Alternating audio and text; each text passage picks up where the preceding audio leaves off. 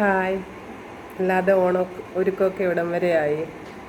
എല്ലാവരും തുണിയെടുപ്പും പച്ചക്കറി വാങ്ങലും ഉപ്പേരി വറക്കലും ഒക്കെ ആയിരിക്കും അല്ലേ. ഇപ്രാവശ്യം ഓണം ഞാൻ നാട്ടിലില്ല, ജോലി ചെയ്യുന്നിടത്താണ്. കഴിഞ്ഞ ഓണത്തിന് ഞാൻ നാട്ടിൽ വന്നിട്ടുണ്ടായിരുന്നു, പക്ഷെ ഓണം ഒരുങ്ങാനായിട്ട് വന്നതല്ല.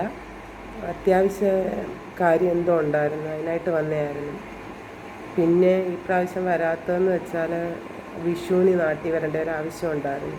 അപ്പം വിഷു അമ്മയുടെ അച്ഛനോടും ഒപ്പം ഉള്ളത് കൊണ്ട് ഇപ്പം പെട്ടെന്ന് എല്ലാ പ്രാവശ്യവും ലീവ് ഇങ്ങനെ ആറുമാസം ഇരിക്കുമ്പോൾ ലീവ് എടുത്ത് വരുന്നതാണ് ഞാൻ.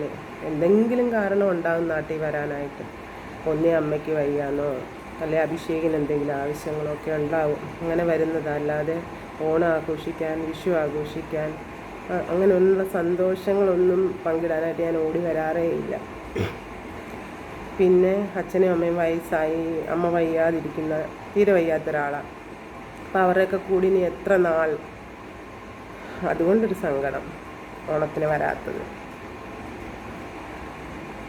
ജീവിതം നമ്മളെ പലയിടത്തും എത്തിക്കും.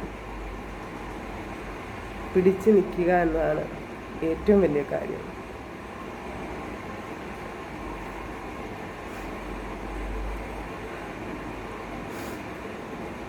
മോന് അഭിഷേകിന് ഡ്രസ്സ് എടുക്കാനുള്ള പൈസ ഇട്ട് കൊടുത്തു. പിന്നെ അച്ഛനും അമ്മയൊന്നും കടകളിലൊന്നും, തുണിക്കടയിൽ അങ്ങനെയൊന്നും പോകത്തില്ല. പിന്നെ ചേച്ചി എല്ലാവർക്കും എടുത്തുകൊണ്ട് കൊടുത്തു. പിന്നെ ചേച്ചിയുടെ മോള് വന്നിട്ടുണ്ട്. പിന്നെ അഭിഷേകിൻ്റെ വീട്ടിലോട്ട് പോയേക്കുക വെക്കേഷനിൽ. വെക്കേഷൻ കഴിയുമ്പോഴത്തേനെ വരത്തുള്ളൂ. അപ്പോഴും അമ്മയും അച്ഛനും തന്നെയുള്ളു. കഴിഞ്ഞ വർഷവും ഞാനും അച്ഛനും അമ്മയും ഉള്ളായിരുന്നു. ഇപ്രാവശ്യം രണ്ടുപേരും തന്നിരുന്നുണ്ടെന്നതിനെക്കുറിച്ച് ഞാനിങ്ങനെ ചിന്തിക്കും.